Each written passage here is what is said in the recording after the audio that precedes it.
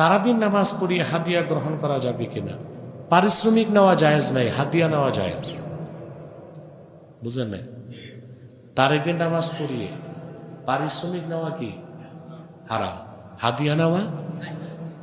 পারিশ্রমিক আর হাদিয়ার মধ্যে পার্থক্য কি প্রশ্ন আসে না? দেখুন, উজরাত বা পারিশ্রমিক হতে শরীয়তে দুইটা শর্ত দেয়া আছে। এক, সময় নির্ধারণ করতে হবে, কি? দুই, পারিশ্রমিক নির্ধারণ করতে হবে। অর্থাৎ কোনো হাফেজ এসে যদি চুক্তি করে যে আমি আপনাদেরকে 9টা থেকে 10টার মধ্যে এক পারা পড়ায় দিব, সময় নির্ধারণ করছি, আমাকে 30,000 টাকা দিতে হবে, মূল্য নির্ধারণ করছে, এটা পারিশ্রমিক, এটা হারাম না জায়েজ।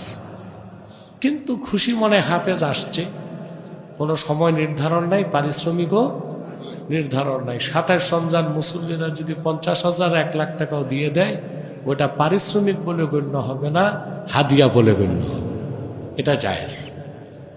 এই সূক্ষ্ম পার্থক্যটা না বুঝার কারণেই কিছু মৌলবী সাহেব সমাজে ফিতনা সৃষ্টি করতেছে।